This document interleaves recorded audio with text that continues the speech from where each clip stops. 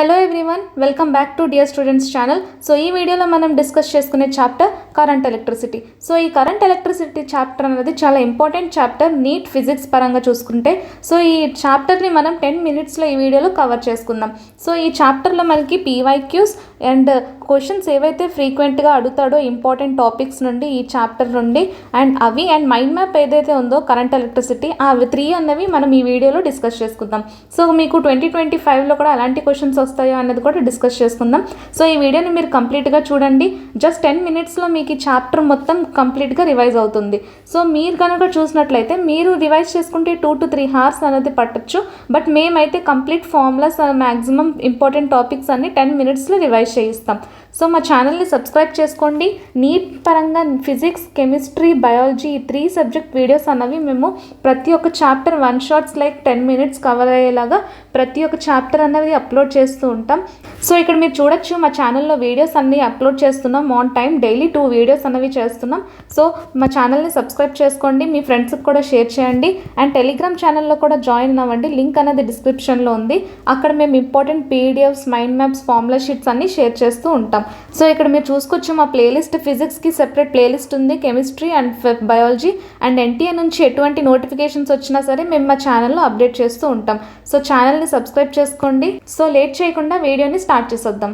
Current electricity అనే chapter నుంచి మనకి లాస్ట్ 3 years అనాలిసిస్ చూసుకుంటే 2023లో 5 క్వశ్చన్స్ వచ్చాయి, 2024లో 4 క్వశ్చన్స్ అండ్ 2025లో కూడా మనం 4 to 5 క్వశ్చన్స్ అనేవి ఎక్స్పెక్ట్ చేస్తున్నాం. అంటే 20 మార్క్స్ అనేవి మనకి ఫిజిక్స్లో ఓన్లీ ఒక చాప్టర్ నుంచి వస్తుంది. సో ఫిజిక్స్లో మనం చూసుకున్నట్లయితే high weighted chapter current electricity, చాలా ఈజీ క్వశ్చన్స్ అనేవి వస్తాయి. సో ఈ వీడియోలో మనం ఈ ఫార్ములాస్, ఇంపార్టెంట్ ఫార్ములాస్ టాపిక్స్ మాట్లాడుకుందాం. సో ఈ వీడియోలో మీకు 20 మార్క్స్ మీకు కవర్ అవుతాయి. సో లాస్ట్ వరకు చూడండి వీడియోని, ఛానల్ని కూడా సబ్స్క్రైబ్ చేసుకోండి. సో ఫస్ట్ మనం బేసిక్గా తెలుసుకోవాల్సిన ఇంపార్టెంట్ టర్మ్స్ ఏవైతే ఉన్నాయో, ఫస్ట్ మనం conducting wire and cell, battery, ammeter, volt మీటర్ని మనం ఎలా రిప్రజెంట్ చేస్తామో సర్క్యూట్లో అన్నది తెలుసుకోవాలి. సో క్లోజ్డ్ సర్క్యూట్లో మనకి ఇలా ఓపెన్ కనిపిస్తుంది. సో ఇక్కడ మీరు చూసుకోవచ్చు ఇలా డాట్ అని ఉంటుంది. ఓపెన్ సర్క్యూట్లో మనకి ఇలా టచ్ అవ్వకుండా ఉంటుంది, ఇది టచ్ అయ్యి ఉంటుంది. క్లోజ్డ్లో టచ్ అవ్వకుండా ఉంటే అది ఓపెన్ సర్క్యూట్. సో ఇక్కడ మీరు చూసుకోవచ్చు రెసిస్టెన్స్ కూడా మనకి ఇలా డినోట్ చేస్తాడు, యామ్మీటర్ అంటే ఇలా డినోట్ చేస్తాడు, గాల్వనోమీటర్. సో ఈ ప్రతిదీ మనం డీటెయిల్డ్గా మాట్లాడుకుందాం. ఎలక్ట్రిక్ బల్బ్ని మనం ఇలా డినోట్ చేస్తాం సర్క్యూట్లో. బ్యాటరీ, సెల్ అండ్ వైర్కి జాయింట్ అయిందనుకో అలా చేస్తాం. సో ఇవి మనం బేసిక్గా ఈ చాప్టర్లో తెలుసుకోవాల్సిన ఫస్ట్ విషయం. సో ఫస్ట్ మనకి చూసుకున్నట్లయితే కరెంట్ ఎలక్ట్రిసిటీ. సో కరెంట్ అంటే ఏంటి? The rate of flow of charge. So ఇప్పుడు మనం ఏదైనా ఒక కండక్టర్ మనం తీసుకున్నట్లయితే, సో ఆ కండక్టర్లో మనకి డెఫినెట్గా ర్యాండమ్గా ఛార్జెస్ అనేవి ఫ్లో అవుతూ ఉంటాయి. సో ఒక ఛార్జ్ అనేది ఇటు ఫ్లో అవ్వచ్చు, ఇటు ఫ్లో అవ్వచ్చు, ఇటు ఫ్లో అవ్వచ్చు, ఇటు ఫ్లో అవ్వచ్చు. సో ర్యాండమ్గా ఛార్జెస్ అనేవి ఫ్లో అవుతూ ఉంటాయి. సో ఆ ఫ్లో ఆఫ్ ఎలక్ట్రిక్ ఛార్జ్ వల్ల మనకి కరెంట్ ఎలక్ట్రిసిటీ అనేది ప్రొడ్యూస్ అవుతుంది. ఎలా ప్రొడ్యూస్ అవుతుందంటే పొటెన్షియల్ డిఫరెన్స్ అనేది ఉంటుంది. ఫర్ ఎగ్జాంపుల్ ఇక్కడ A and B and conductor చూసుకున్నట్లయితే, సో ఇక్కడ మనకి higher potential to lower potential అనేవి ఛార్జెస్ అనేవి మూవ్ అవుతూ ఉంటాయి. ఫర్ ఎగ్జాంపుల్ ఇక్కడ పొటెన్షియల్ ఈక్వల్స్ టు 5, సో ఇక్కడ పొటెన్షియల్ ఈక్వల్స్ టు -1. సో ఇక్కడ హయ్యర్ పొటెన్షియల్ టు లోవర్ పొటెన్షియల్కి ఛార్జెస్ అనేవి మూవ్ అవుతూ ఉంటాయి. సో ఛార్జెస్ అనేవి ఒక డ్రిఫ్ట్ వెలాసిటీతో మూవ్ అవుతూ ఉంటున్నప్పుడు కరెంట్ అనేది ఫ్లో అవుతూ ఉంటుంది ఆ కండక్టర్లో. సో మ్యాక్సిమం మనకి కరెంట్ ఎలక్ట్రిసిటీ డెఫినేషన్ ఇది. So I equals to Q/T అంటాం. Q అంటే number of charges flowing in a conductor by T అంటే టైం, పర్ టైం, ఆ టైంకి ఎన్నైతే ఛార్జెస్ ఫ్లో అయ్యాయో. సో ఇక్కడ మీరు రాసుకోవచ్చు Q ఈక్వల్స్ టు NE కూడా రాసుకోవచ్చు. E అంటే మనకి కాన్స్టెంట్ 1.6 × 10⁻−19. N అంటే number of electrons. So Q అంటే ఛార్జ్, T అంటే టైం అనేది మనం ఎప్పుడు సెకండ్స్లోనే తీసుకోవాలి, మినిట్స్లో తీసుకోకూడదు. సో డైరెక్షన్ ఆఫ్ కరెంట్ అనేది పాజిటివ్ టు నెగిటివ్ టర్మినల్ ఉంటుంది. సో ఇది కూడా మీరు గుర్తుపెట్టుకోవాలి. ఇప్పుడు ఏదైనా ఒక సర్క్యూట్ ఫర్ ఎగ్జాంపుల్ ఈ సర్క్యూట్ తీసుకున్నట్లయితే ఇది పాజిటివ్, ఇది నెగిటివ్. సో కరెంట్ అనేది మోస్ట్లీ మనకి పాజిటివ్ టు నెగిటివ్ టర్మినల్ మాత్రమే ఫ్లో అవుతూ ఉంటుంది. సో కరెంట్ ఎక్కడి నుంచి ఫ్లో అవుతుందో ఎలక్ట్రాన్స్ అన్నవి దానికి ఆపోజిట్ డైరెక్షన్లో ఫ్లో అవుతాయి. ఫర్ ఎగ్జాంపుల్ కరెంట్ అనేది ఇలా ఫ్లో అవుతుంది అనుకోండి, ఎలక్ట్రిక్ ఛార్జెస్ అనేవి ఇలా ఫ్లో అవుతూ ఉంటాయి. సో ఇక్కడ మీరు చూడొచ్చు electron flow is opposite to the current flow. So ఇది ఇంపార్టెంట్ పాయింట్, మీరు గుర్తుపెట్టుకోవాలి. సో ఇక్కడ మనం డ్రిఫ్ట్ వెలాసిటీ అని చూడొచ్చు. డ్రిఫ్ట్ వెలాసిటీ అంటే average velocity of free electrons in a conductor under electric field. అంటే ఫర్ ఎగ్జాంపుల్ ఇప్పుడు ఒక కండక్టర్ ఉంది. సో ఆ కండక్టర్లో మనకి ర్యాండమ్గా ఫ్లో అయ్యే ఎలక్ట్రాన్స్ ఉన్నాయి. సో ఎటు పడితే అటు ర్యాండమ్గా ఫ్లో అవుతుంటాయి. సో మనం ఒక ఎలక్ట్రిక్ ఫీల్డ్ అనేది ఈ కండక్టర్కి ఇచ్చినట్లయితే ఈ ఎలక్ట్రాన్స్ అనేవి ఏదైతే వెలాసిటీతో ఫ్లో అవుతాయో దాన్ని డ్రిఫ్ట్ వెలాసిటీ అంటాం. సో ఇది కాన్సెప్చువల్గా కాకుండా మోస్ట్లీ సమ్స్గా మీకు పీవైక్యూస్లో చాలా ఇంపార్టెంట్ టాపిక్. సో ఇది కూడా మీరు గుర్తుపెట్టుకోండి. డ్రిఫ్ట్ వెలాసిటీ అంటే ఈ electric charge into relaxation time by M. So ఇది కూడా ఇంపార్టెంట్. రిలాక్సేషన్ టైం అంటే ఫర్ ఎగ్జాంపుల్ ఏవైనా 2 ఎలక్ట్రాన్స్ అన్నవి కండక్టర్లో కొలైడ్ చేసుకున్న తర్వాత 2 సక్సెసివ్ కొలిజన్స్కి మధ్య ఉండే టైంని రిలాక్సేషన్ టైం అంటాం. సో ఇది కూడా మీరు కాన్సెప్చువల్గా గుర్తుపెట్టుకోవాలి.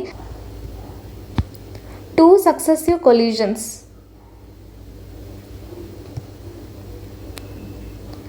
సో 2 సక్సెసివ్ కొలిజన్స్ మధ్య ఉండే టైంని రిలాక్సేషన్ టైం అంటాం. సో ఇక్కడ ఈ అంటే ఎలక్ట్రిక్ ఛార్జ్, ఎలక్ట్రిక్ ఫీల్డ్ ఎంతైతే ఇస్తున్నామో మనకి కండక్టర్కి అది.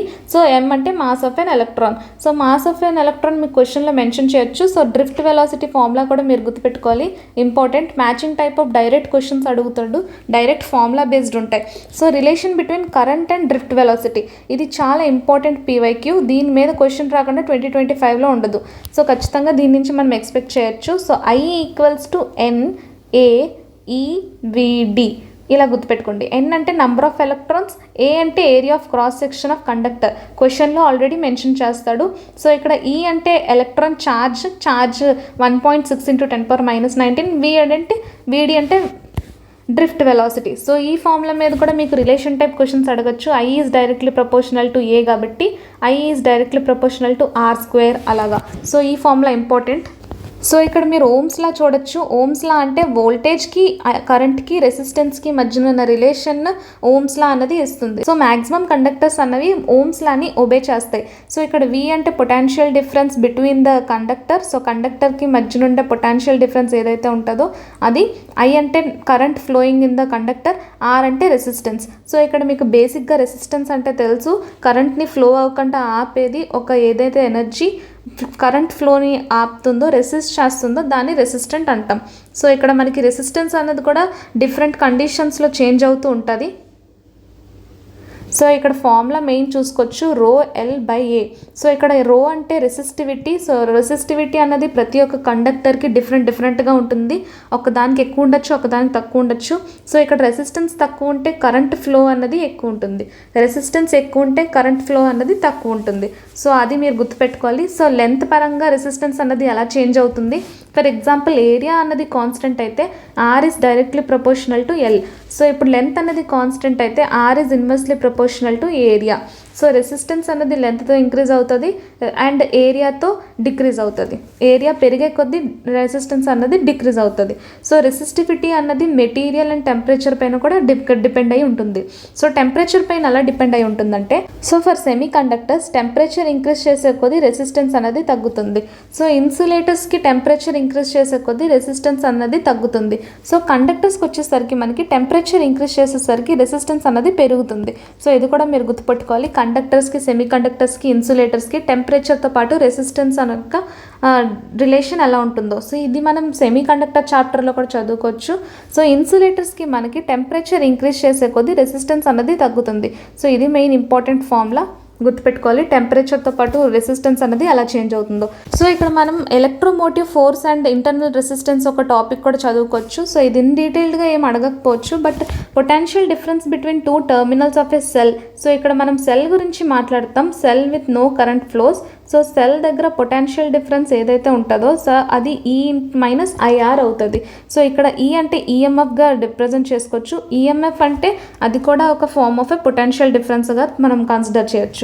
సో ఇక్కడ మీరు చూడొచ్చు ఛార్జింగ్ దగ్గర ఒకలా ఉంటుంది అండ్ సో ఇక్కడ మీరు చూడొచ్చు ఛార్జింగ్ దగ్గర ఒకలా ఉంటుంది, డిశ్చార్జింగ్ దగ్గర ఒకలా ఉంటుంది.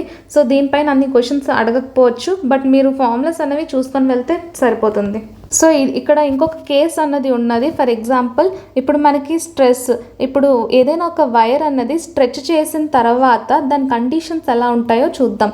సో స్ట్రెచ్చింగ్ వైర్ అని అంటాడు క్వశ్చన్లో. When a wire is stretched అన్నప్పుడు R is directly proportional to L² అవుతుంది and R is inversely proportional to A² అవుతుంది. సో మీరు ఫస్ట్ నార్మల్గా మాట్లాడుకుంటే R is directly proportional to L, కానీ స్ట్రెచ్చింగ్ వైర్లో ఎల్ స్క్వేర్ అవుతుంది, బట్ స్ట్రెచ్చింగ్ వైర్లో ఎల్ స్క్వేర్ అవుతుంది and R is inversely proportional to A square అవుతుంది.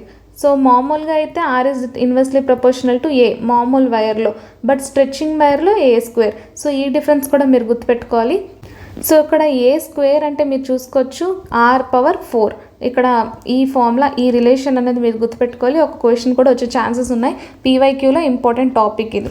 సో ఈ చాప్టర్లో మనకి మెయిన్గా అడిగే ఫార్ములాస్ ఏవో చూసుకుందాం. కరెంట్ ఎలక్ట్రిసిటీ అంటే I = Q/T, ఇది బేసిక్ ఫార్ములా మ్యాక్సిమం గుర్తుపెట్టుకోవాలి. So drift velocity with electric field, so దీని మీద కూడా పీవైక్యూస్లో చాలా క్వశ్చన్స్ వచ్చాయి.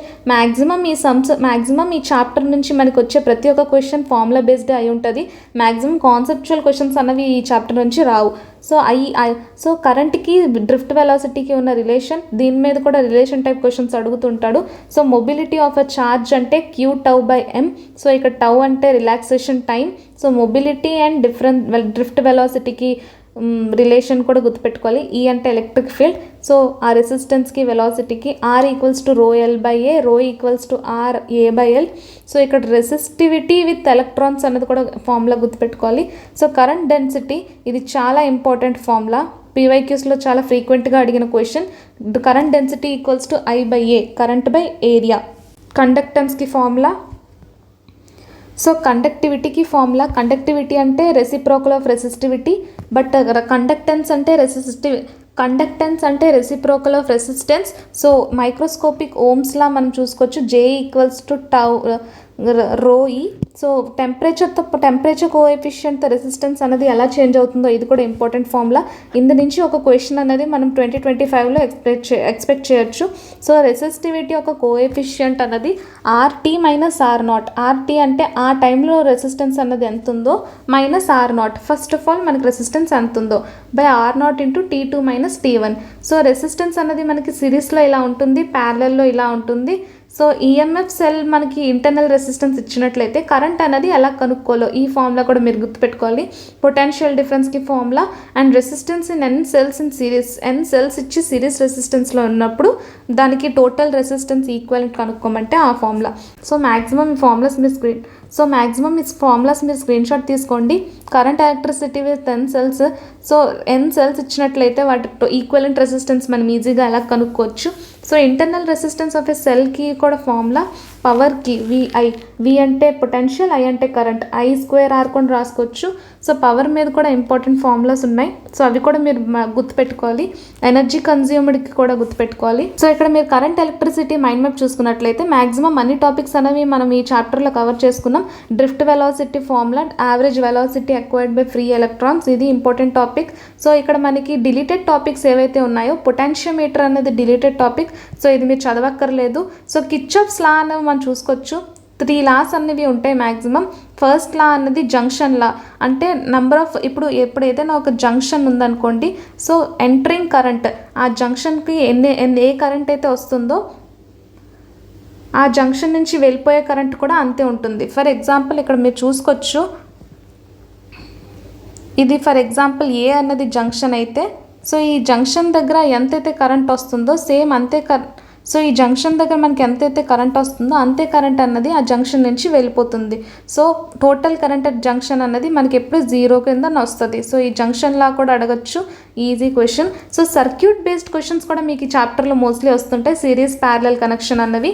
సో అవి ఇన్ డీటెయిల్డ్గా మీరు కావాలంటే కమెంట్ సెక్షన్లో కమెంట్ చేయండి, మేము వీడియో చేస్తాం. సిరీస్ కనెక్షన్కి ప్యారలల్ కనెక్షన్కి ఈజీగా ఎలా చేయాలో.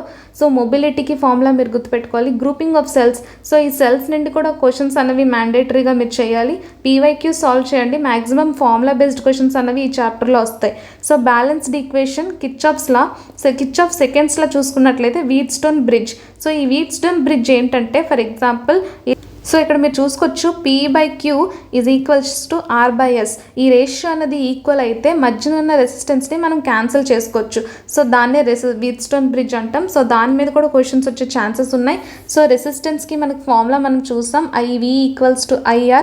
కరెంట్ డెన్సిటీ కూడా ఇంపార్టెంట్. కండక్టివిటీ, సో ఇక్కడ టెంపరేచర్ ద్వారా రెసిస్టెన్స్ అనేది ఎలా చేంజ్ అవుతుందో, అండ్ రెసిస్టెన్స్ దేని మీద డిపెండ్ అవుతుంది, length, area and resistivity. So అది కూడా మీరు గుర్తుపెట్టుకోండి. Maximum formula based questions questions వస్తుంటాయి. సో ఈ సెల్స్లో ఇంటర్నల్ రెసిస్టెన్స్ కరెంట్ అనేది ఎలా కనుక్కోవాలి, సిరీస్లో అయితే ఎలాట, ప్యారలల్లో అయితే అలాగా. సో ఈ ఎనర్జీ అనే రిలేషన్స్ మీద గుర్తుపెట్టుకోండి. H=I²RT. సో ఇది important. H is directly proportional to I², H is directly proportional to R. So అది కూడా మీరు గుర్తుపెట్టుకోండి. సో ఈ చాప్టర్లో మ్యాక్సిమం ఈ వీడియోలో మాట్లాడుకున్న ఫార్ములాస్ మీద మ్యాక్సిమం క్వశ్చన్స్ అనేవి 2025లో ఎక్స్పెక్ట్ చేయొచ్చు. సో ఫార్ములా బేస్డ్ క్వశ్చన్స్ అనేవి మ్యాక్సిమం వస్తాయి. సో 20 మార్క్స్ అనేవి మీకు ఈ చాప్టర్ నుంచి ఖచ్చితంగా సెక్యూర్ అవుతాయి ఈ ఫార్ములాస్ అనేవి మీరు బాగా చూసుకున్నట్లయితే. సో ఫిజిక్స్, కెమిస్ట్రీ, బయాలజీ ఇలాంటి మోర్ వీడియోస్ కోసం మా ఛానల్ని సబ్స్క్రైబ్ చేసుకోండి అండ్ టెలిగ్రామ్ ఛానల్ కూడా జాయిన్ అవ్వండి. మీకు ఇంకేమైనా డౌట్స్ ఉంటే కమెంట్ సెక్షన్లో కమెంట్ చేయండి. Thank you so much.